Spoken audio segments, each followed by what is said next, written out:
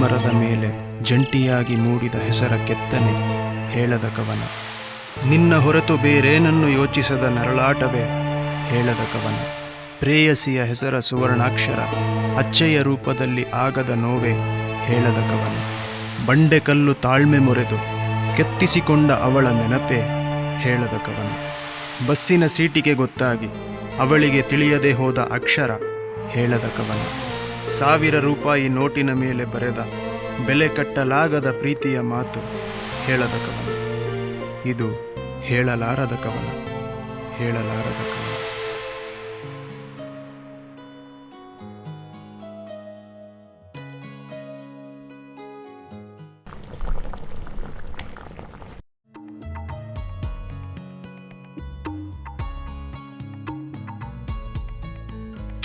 ನನ್ನ ಯೂರಾದ ಬರದಿ ಬಯಲಾಯ್ತು, ಬಯಲಾದ ಕಣ್ಣ ಹನಿ ಕೂಡಿ ಸದ್ಯಕ್ಕೆ ಪ್ರತಿಕ್ರಿಯಿಸುತ್ತಿಲ್ಲ. ಇಟ್ಟ ಕನಸು ಕರಗೋಯ್ತು, ಕರಗೋದ ಹೃದಯ ಸಾವಾಯ್ತು. ಸಾವಲ್ಲು ಸುಖವೊಂದನು ನಾ ಹೊಸೆಯಲೇ, ಹೊಸೆರವಾದ ಬೆಳೆಯು ಬೆಳೆದೋಯ್ತು, ಬೆಳೆದೋದ ಪ್ರೀತಿ ತೆನೆ ಬರಿದಾಯಿತೆ. ಶಿವು, ಭಾವನೆ ಹಳೆಯಾಕ್ಷಣೆ, ಸುಡು ಮಳೆಯದೆ ಸಂಪಾದನೆ, ಸಂಪಾದನೆ ಸಂವೇದನೆ, ಕಣ್ಣೀರಿನ ಸಂಭಾವನೆ,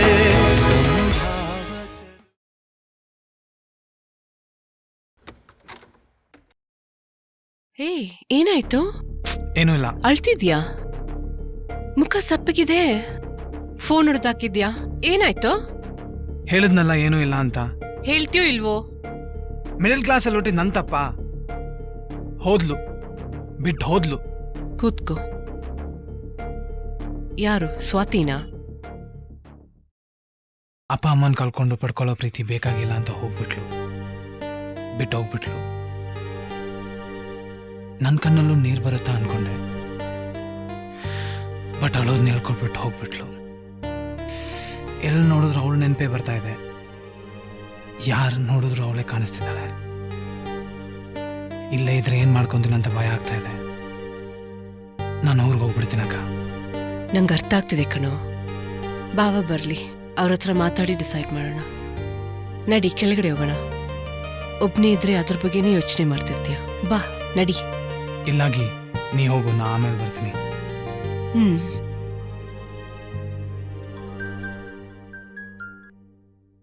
ಹೆಲೋ.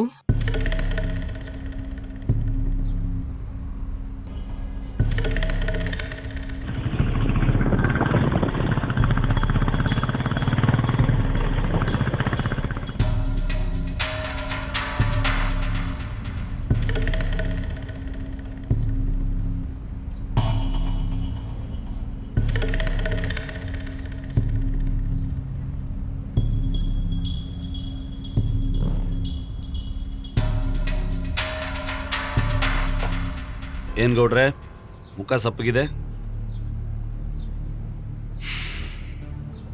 ಏನು ಯಾಕೆ ಅಂತ ಕೇಳಲ್ಲ ಬಿಡು.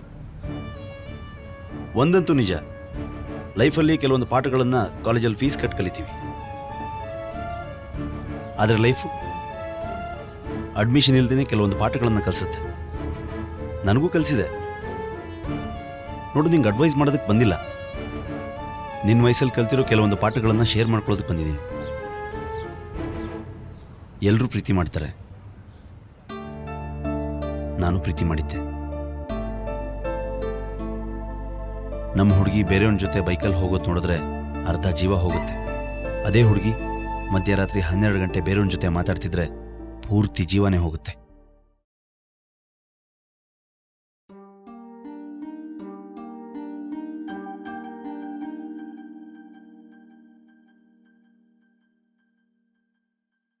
The person you're trying to reach is speaking to someone else.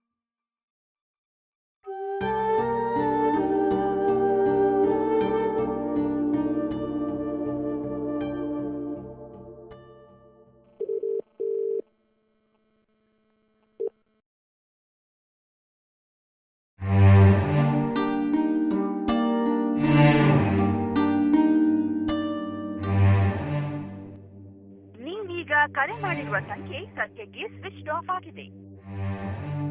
Called is switched off. Called is switched off. Please try again later. Please try again Called is later. switched off. आपने जिस number Called को is switched off.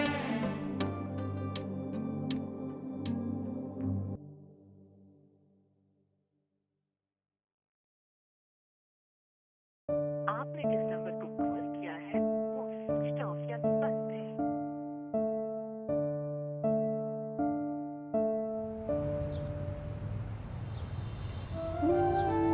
ಮೂರು ವರ್ಷದ ಪ್ರೀತಿಲಿ ಒಂದು ಕ್ಷಣನೂ ಬಿಡದಂಗೆ ಅವಳನ್ನು ಪ್ರೀತಿಸಿದೆ. Phone call ಸಿಗದೆ ಹೋದರೂ ಕೈಗೆಲ್ಲಿ ಸಿಗ್ತಾಳೆ ಅಂತ ಗೊತ್ತಿತ್ತು. ಅವತ್ತು ಸಿಕ್ಕಿದ್ಲು.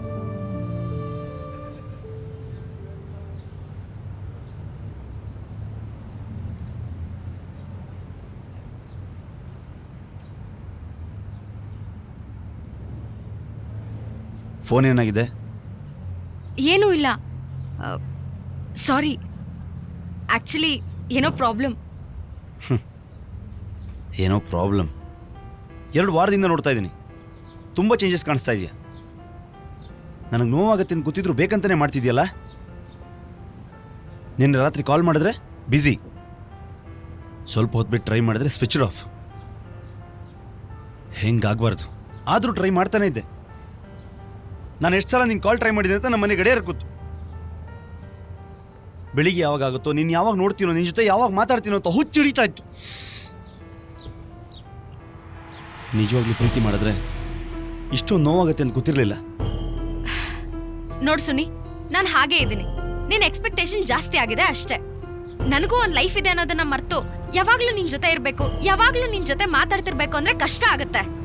ನನಗೂ ಒಂದು ಸೋಷಿಯಲ್ ಲೈಫ್ ಇದೆ. Social life ನನ್ಗಿರ್ಲಿಲ್ವಾ?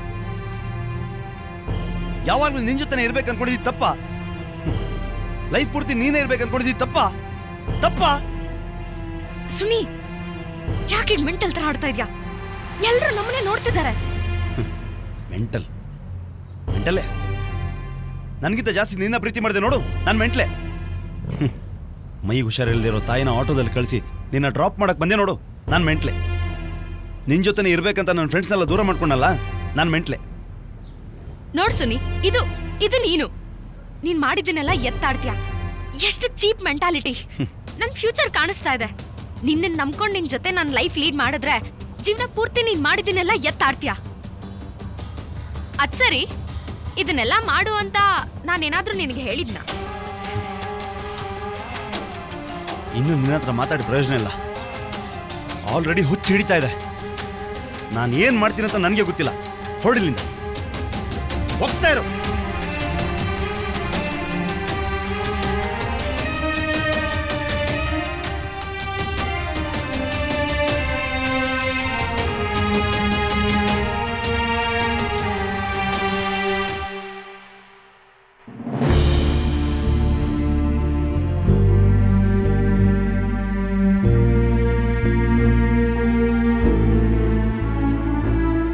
ಸಾವಿನ ಗ್ರಂಥಾಲಯವೇ ಲೇಸೆನಿಸಿದೆ ನೀ ನೀಡಿ ಹೋದ ನೋವಿನ ಪುಟಗಳ ಓದುವ ಬದಲು.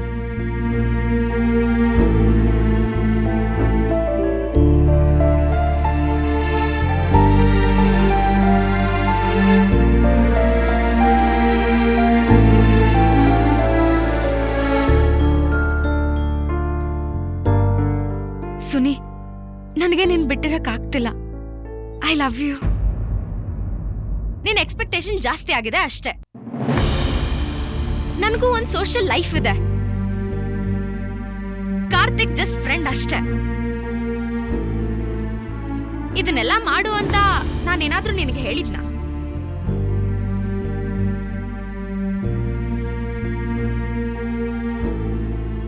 ಸರ್, ಇಲ್ಲೊಬ್ಬ ಚಿಕ್ಕ ಹುಡುಗ ಬಂದ, ನೀವೇನಾದ್ರು ನೋಡಿದ್ರಾ? ಆರೆಂಜ್ ಕಲರ್ ಟೀ ಶರ್ಟ್ ಹಾಕೊಂಡಿದ್ದ, ಇಲ್ಲೊಂದು ಖರ್ಚೀಫು ಇತ್ತು. 4 ವರ್ಷ ಅವನಿಗೆ ಸ್ವಲ್ಪ ಬುದ್ಧಿಶಕ್ತಿನೂ ಕಡಿಮೆ. ನಾನು ಪೇಪರ್ ತರೋಣ ಅಂತ ಹಿಂಗೆ ಹೋಗಿ ಬರೋದ್ರೊಳಗೆ ಎಲ್ಲೋ ಮಿಸ್ ಆಗಿಬಿಟ್ಟಿದ್ದಾನೆ. Orange colour sir, ಇಲ್ಲೆಲ್ಲೋ.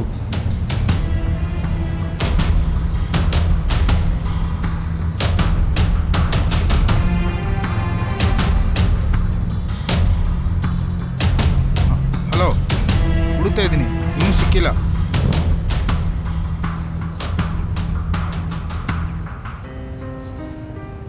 ಸರ್ ಇಲ್ಲಿದ್ದಾನೆ.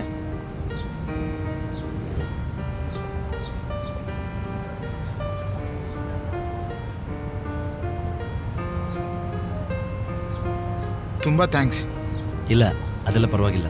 ಮಗನ ಮಗನ ಥರಾನೇ 2 ವರ್ಷದಿಂದ ಆಕ್ಸಿಡೆಂಟಲ್ಲಿ ಮಗ ತೀರ್ಕೊಂಡ. ದೇವ್ರು ಒಂದು ಕಿತ್ಕೊಂಡ ಅಂತ ನಾ ಮನ್ಸೋತಿಲ್ಲ. ಈ ಪುಟ್ಟಕ್ಕ ನನ್ನ ನಗುಲಿ ನನ್ನ ಮಗನ ನೋಡ್ತಾ ಇದ್ದೀನಿ. ಏನೋ ಯೋಚನೆ ಮಾಡ್ತಾ ಇದ್ದೀರಾ? ಹಾಂ ಏನಿಲ್ಲ. ನಿಮ್ಮ ಹೆಲ್ಪ್ನ ಯಾವತ್ತೂ ಮರೆಯಲ್ಲ ಸರ್. ಬರ್ತೀನಿ. ಮಗು ಕಳ್ಕೊಂಡಿರೋ ನೋವು ಮುಂದೆ ನನ್ನ ಪ್ರೀತಿ ನೋವು ಏನು ಹೆಚ್ಚಲ್ಲ ಅನಿಸ್ತು. ಪ್ರೀತಿಯಲ್ಲಿ ನೊಂದಿರೋರು ತುಂಬ ಜನ ಸಾವನ್ನು ಇಷ್ಟಪಡ್ತಾರೆ. ಇನ್ನು ಕೆಲವರು ನೆನಪಲ್ಲೇ ಪ್ರತಿ ಕ್ಷಣ ಸಾಯ್ತಾರೆ.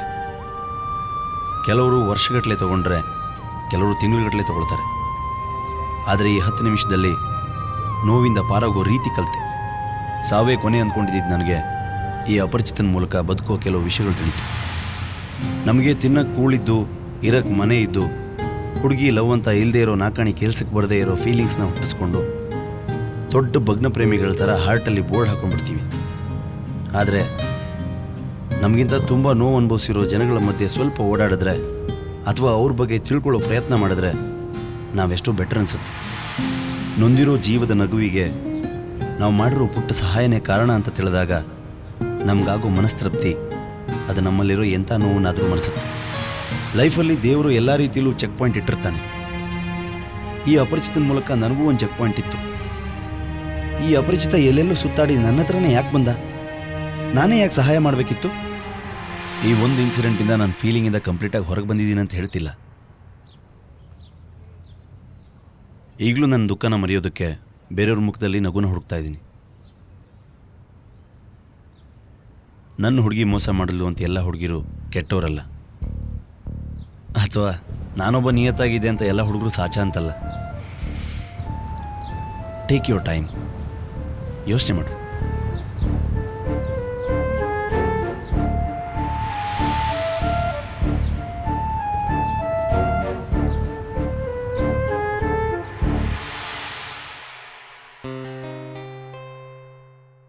ನಂಗೆ ತುಂಬ ಖುಷಿ ಆಗ್ತಾ ಇದೆ. ನೀವು ಮಾತಾಡಿದ ರೀತಿ ಇಷ್ಟ ಆಯಿತು. ಲೈಫ್ನ ಇಂಪಾರ್ಟೆನ್ಸ್ ಬಗ್ಗೆ ಹೇಳಿದ್ದು, ಈ ಸಿಚುವೇಶನ್ ಹ್ಯಾಂಡಲ್ ಮಾಡಿದ ರೀತಿ ಇಷ್ಟ ಆಯಿತು. ನನ್ನ ತಮ್ಮನ ಮುಖದಲ್ಲಿ ಚೇಂಜಸ್ ಕಾಣಿಸ್ತಾ ಇದೆ. ಆದರೂ ಒಂದೇ ಒಂದು ಬೇಜಾರು, ಇಷ್ಟು ವರ್ಷ ಆದರೂ ಈ ವಿಷಯನ ನನ್ನ ಹತ್ರ ಹೇಳೇ ಇಲ್ವಲ್ಲ.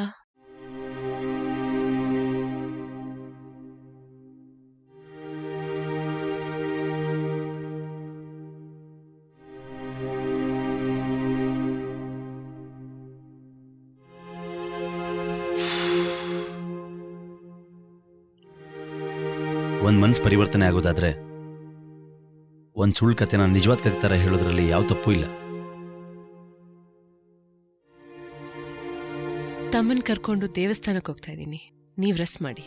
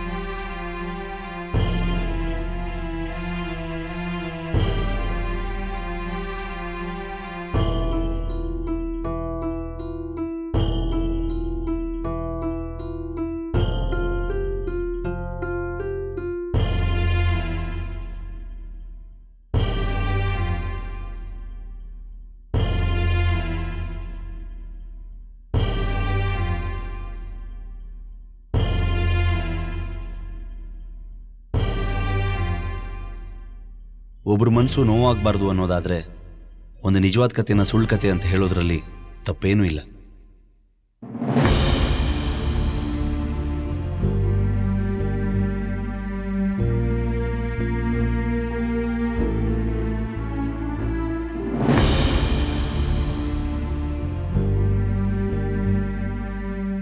ನನ್ನವಳು ನಂಬಿಸಿದವಳು, ನಂಬಿಸಿ ನಂಬಿಕೆ ಕೆಡಿಸಿದವಳು.